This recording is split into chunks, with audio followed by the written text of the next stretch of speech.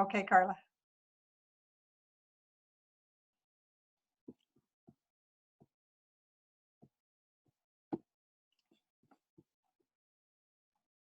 Sorry, she muted me too. I'm sorry. I just did mute everyone. I didn't think about it being you.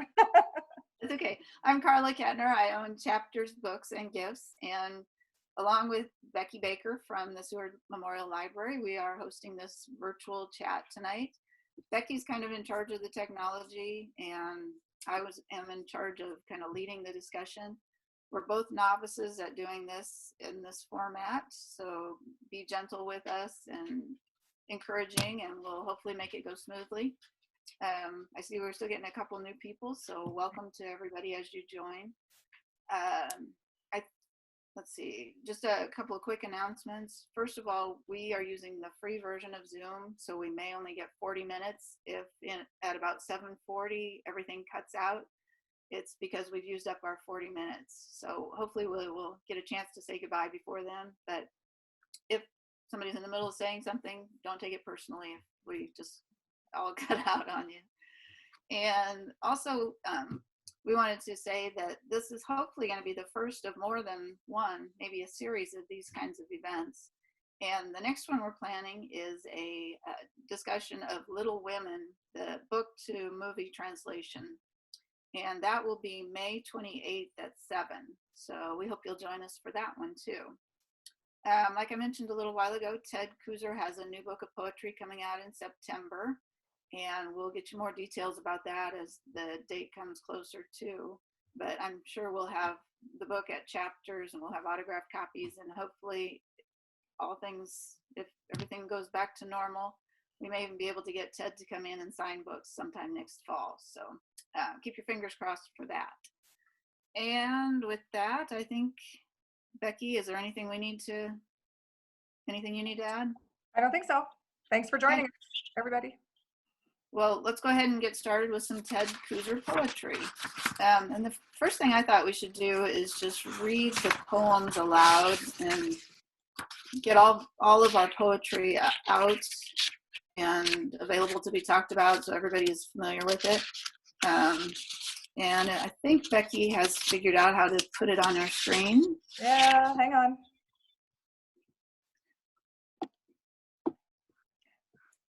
Which one are you doing first, Becky? I think this was the first on your list, right? Q? Okay, so Q is the first one here. And let's see if we can figure out what it's about as we read it.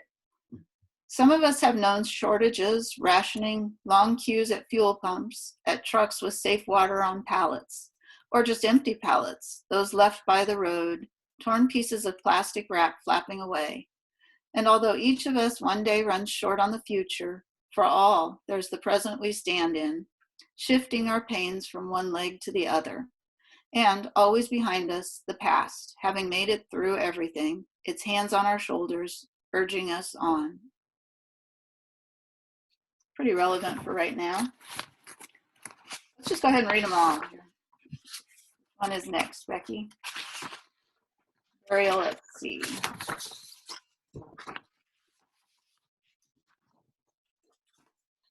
His parents could have more easily imagined his casket slowly lowered on ropes into the cool yellow clay of the Bethel churchyard, to be suspended forever, a few feet down, on the same plane with the neighbors and family they'd known, they'd loved, they'd waved to on the roads, hello and goodbye. But to be buried at sea was beyond imagination, for they had never seen an ocean but for those on the free calendar lithographs, with graceful clipper ships in full sail cutting through white caps. Even their parents, buried nearby, had never seen the Atlantic onto which their boy had been taken, probably frightened, on his way over to France, trapped in a ship like a cream can packed full of young farmers, carpenters, masons, with the shadow of the Spanish flu falling over the decks, sinking into their dinners on tin platters below, and onto their bunks below that. Their own Myron still somewhere out there, just a schoolboy in ways, sinking into that vast, unimaginable void, with no marker at Bethel to hold up his good name, no white stone like a hand held high in a classroom, so eager to be recognized, no grave at Bethel in the shade of old maples he knew. Ted does such a good job with imagery and similes and metaphors. Okay, what's the next one, Becky? Bed and breakfast. The moon had been our overnight guest, and it was my task to tidy up after. It had risen early and was pulling away when I awoke and went to the window and saw it rolling down the starry sky, trying to start its old black car, the battery apparently dead, or almost dead, still with just enough juice to keep its one remaining headlight lit. And it started, and I watched it slowly rolling away into the west without paying, a circle of light behind the trees. I found it had spread one of our good white towels on the bathroom floor to stand on while it dried itself. For a moment, it looked like a patch of moonlight, and thrown a second into the corner by the toilet, but had left the third untouched, still neatly draped over its rod. But it had stolen the lovely moonlight white fleece bathrobe I had reserved for guests to borrow, leaving only its shadow on the hook of the door. The worst wasn't getting ripped off by a moon, for they've been known for thousands of years to make trouble, but having to pinch up a wad of soapy gray pubic hair plugging the drain.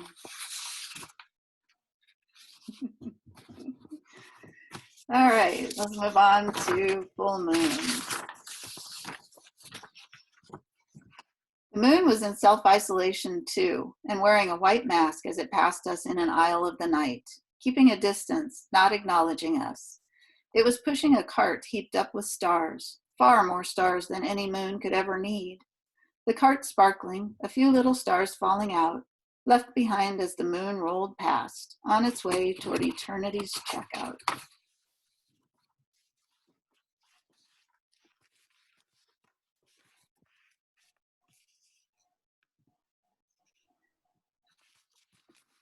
And I wish Ted was here to read those because he always reads them so well. But since he's not, what do you think of those poems? And I think, should we just do, maybe you can. Do you want me to unmute all or let people unmute themselves? Let's unmute yourselves. You're welcome to. I muted myself so I can talk. I'm Marge. And you're welcome to use the chat too if anybody wants to chat in there. I don't know how to do that. Okay. I'm lucky that I know how to do this. Mm-hmm.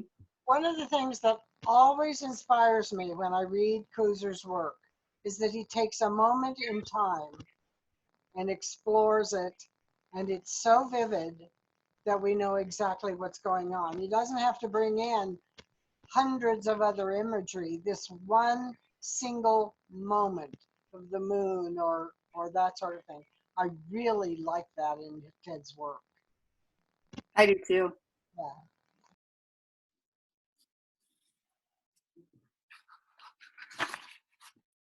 Any other overall thoughts on all of the poems? I thought it was interesting that I felt like Hugh is very hopeful that the past has made it through everything, we're going to keep going. And then of course the burial at sea feels much more bleak, and I don't really feel like there is much of a redemption there. It's just, okay, he's passed away and he's gone, and what more do we do? So it was really interesting to see both sides of that coin, that we can look at this pandemic as looking forward into the future and being optimistic about it, or looking backwards and being really sorrowful for what we might have lost. Mm-hmm. One of the questions we had is about the tone of the poems. You know, some of them are lighthearted and almost funny and trying to be unexpected maybe, and others like The Burial at Sea are a lot more serious and more serious tone. Isn't it interesting that at this moment in time, we have Zoom? So we could not possibly, if we're talking about the future, we couldn't possibly be doing this without Zoom or one of the others that is like. Mm-hmm. I did it with one of my.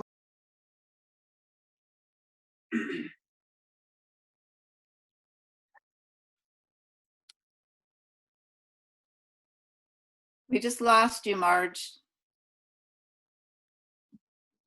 Marge, can you try to unmute yourself again? I'm not Yeah, sure what happened. I muted again. I don't know. There we go. what did that. I'm Okay. in Englewood, Colorado, and talking to you guys in Nebraska, which I think is an absolutely amazing thing Mhm. to happen. So I know that burial at sea is gloomy and disheartening because this family doesn't have a place where they can go and mourn their son. But at the same time, because of this virus, we are still together. Mhm.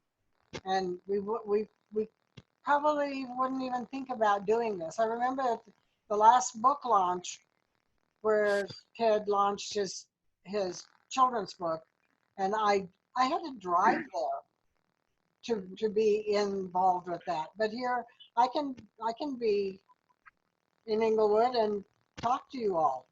Yeah, Mhm. pretty amazing, isn't it? It is.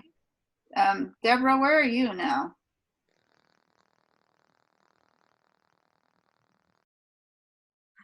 I'm in Burbank, California. So we've got people all over the country joining us today. Wow.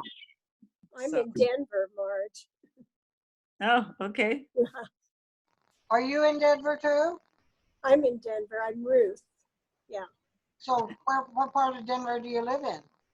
Southeast Denver. You'll bet you're a stone's throw away from me. right Maybe so. Yeah. I go to church at Englewood. now. First, yeah. Okay.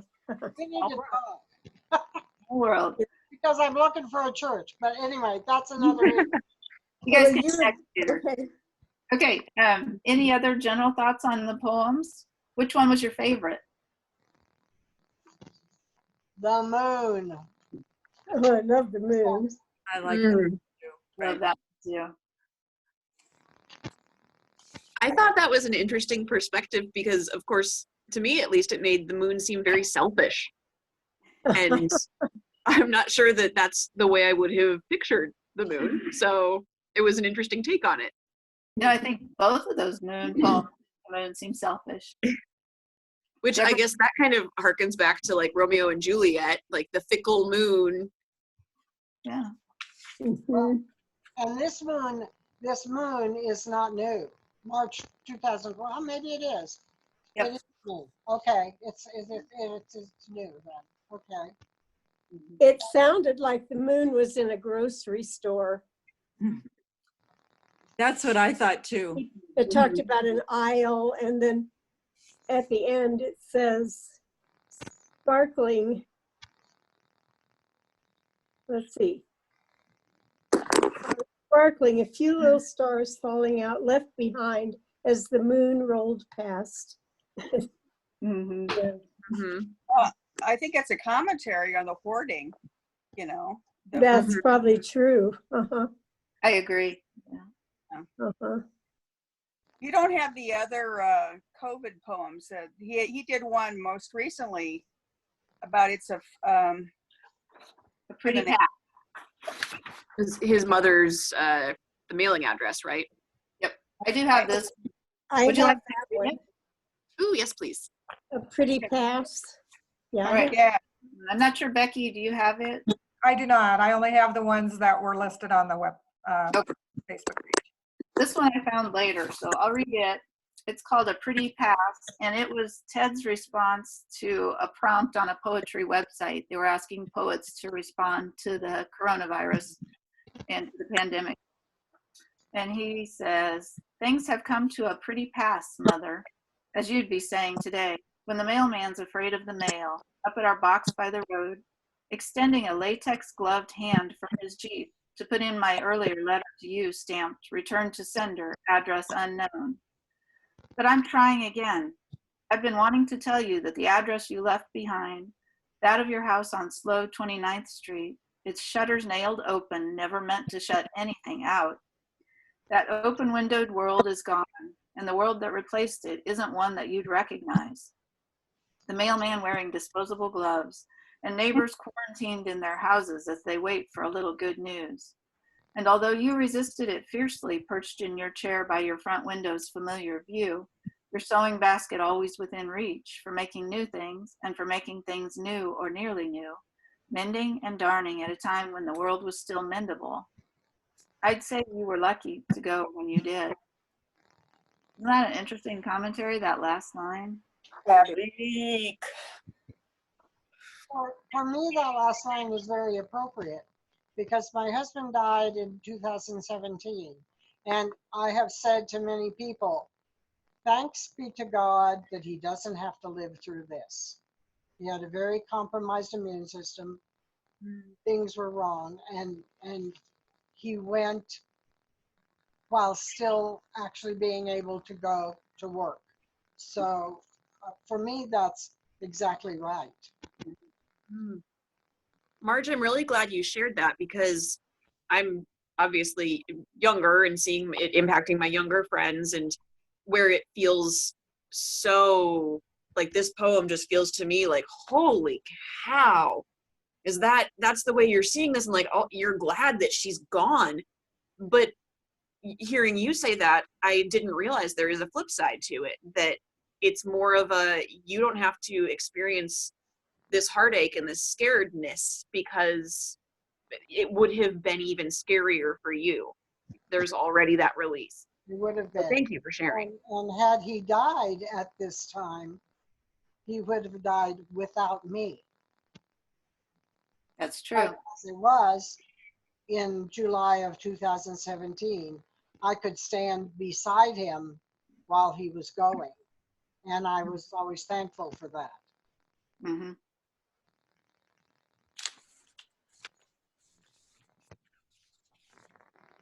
So that note kind of goes back to the burial at sea, where you Mhm. have the parents that weren't able to be with their son who was lost at sea. And then I guess I kind of wondered about the full moon, if it also meant the side of, you know, like people representing the stars and that they were being carried off to, the next life or whatever.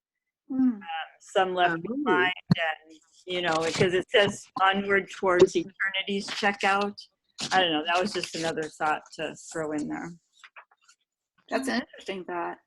Yeah, that's really interesting. I don't know when he wrote these poems. I guess the full moon, March 2020, I assume was this past month. Yep. Right. These are all recent poems. Are they? Okay. Yeah, they're all unpublished as yet. Oh, okay. And I think at least 3 of them are in response to the COVID crisis. That's what it felt like. Yeah. Mm-hmm. Do you think that the boy died because of the Spanish flu? I think Is that so. what we're to understand from this poem? Yeah. It wasn't that the whole ship went down. Right. Oh, yeah. I don't have a copy of that poem, but I remember a line that said something about something coming down on their food, which I thought was the exposure to the flu. Mm. Yeah, it was Infection. diving into their food. I think it was that ship of soldiers that This, were the infected. shadow of the Spanish flu falling over the decks, sinking into their dinner. Yes. Mm. Yeah. So do we know from the poem, did the son even make it to France? Not if he was buried at sea. Doubt it. He did. Yeah. Mhm.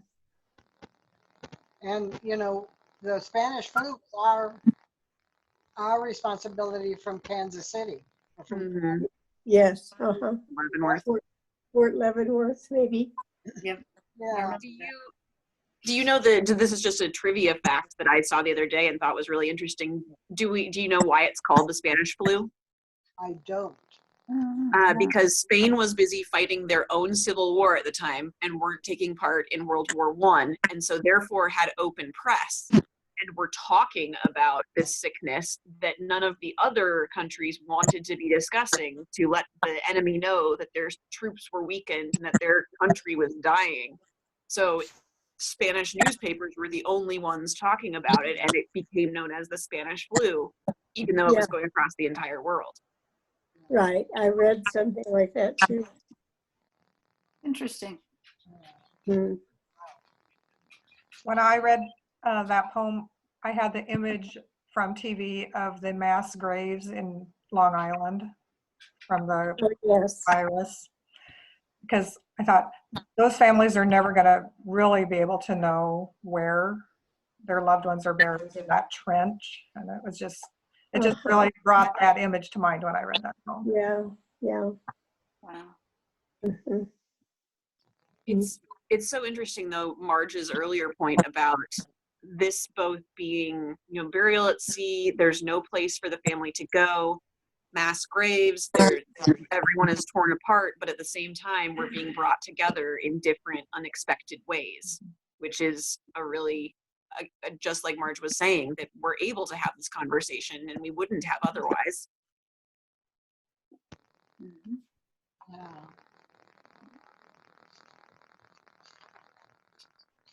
Mhm. So do you relate to any of the poems on a specific level, any one more than the others? Well, as I said, I love the full moon, March 2020. I mean, but then I like anything he writes about the moon. Yeah.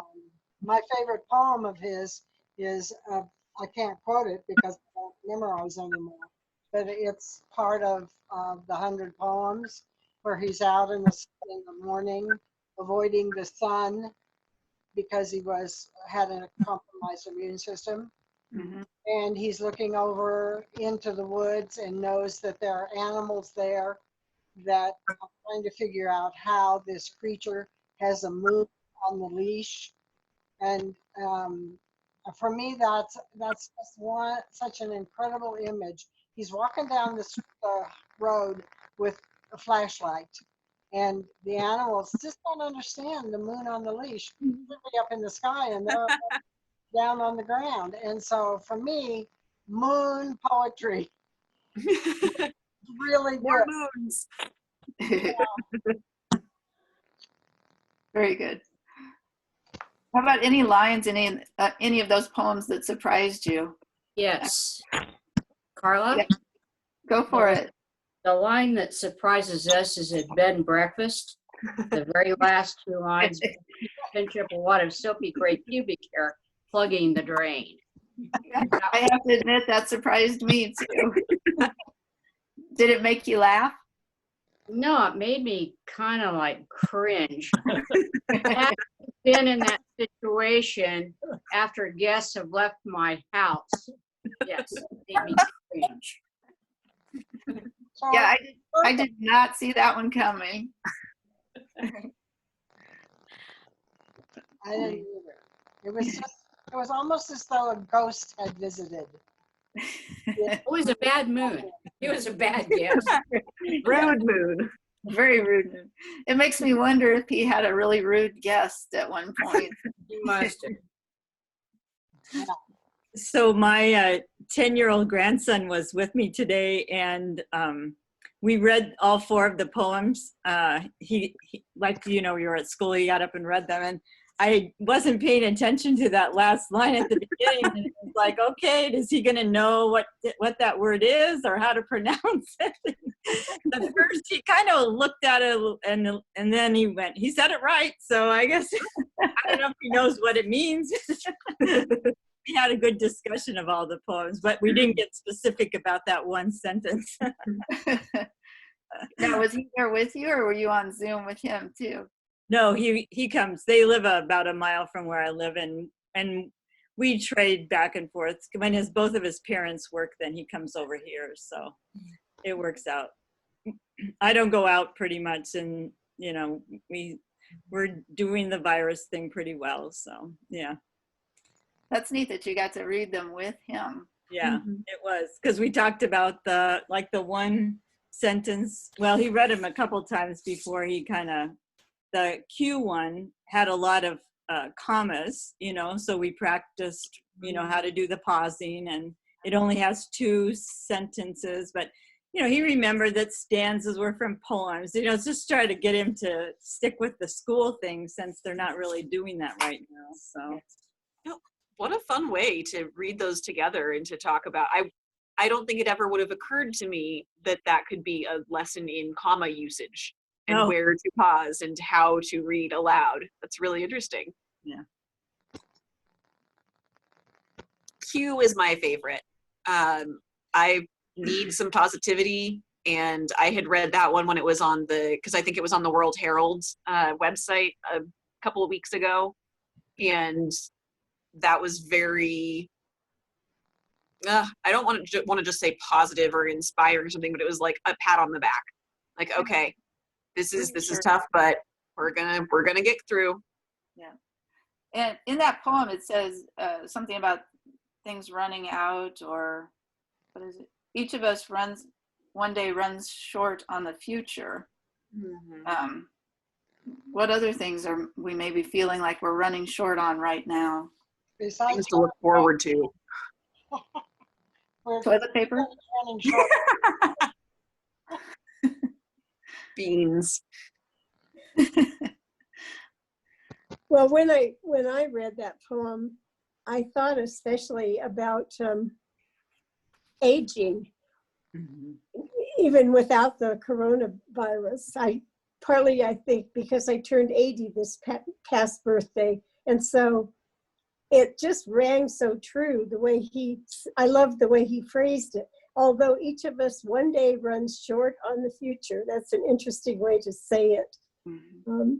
And then there's still the present we stand in, but shifting our pains from one leg to the other. It just sounded like an older person describing what life feels like. Mm-hmm. But in terms of what I feel like I'm running short of in this virus time, I did have to go to the grocery store last Saturday, and I went to the deli to get some meat cut. And as I was standing there waiting, the woman who usually works behind the counter was out in front of the counter on the customer side, and somebody else was cutting my meat. And we all got into a conversation, and one of those two women said something funny, and we were all laughing.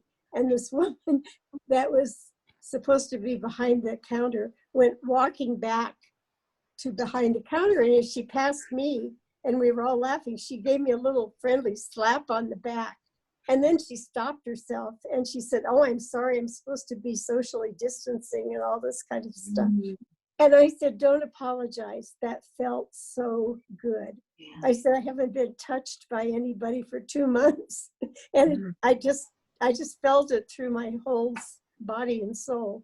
Mm-hmm. So I do miss human touch a lot right now. I think that's something we're all missing. Mm-hmm. But this poem does say something about hands on our shoulders, urging us on. So we can look forward to that. Yes. I'm wondering, how many people remember the lines at the gasoline stations? I mean, I was part of that. We thought, oh my goodness, we're never going to have enough gasoline to last us, and all of a sudden we did. Mm-hmm. And other things, where things have been temporarily taken away from us, but then they came back. But I think one of the things that this makes me think of is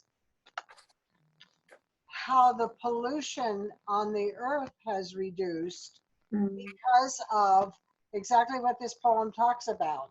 Mm-hmm. Everything is reduced, including the pollution. And if you've looked at those pictures on the web where after a period of time, the sky's clear. Mm-hmm. How do we go forward, How do we go forward from here and not get back into the place where in areas where the sky is so gray and life is killing people because of the pollution? But this reminds us that we have come through those kinds of things. Mm-hmm. Mm-hmm. One of the other things, Marge, that's been a really, honestly, kind of a blessing in disguise has been working at two small businesses, actually. Just the community spirit that people are shopping locally, people are supporting their small businesses, people are trying their darndest to support small places. And that has been absolutely heartwarming.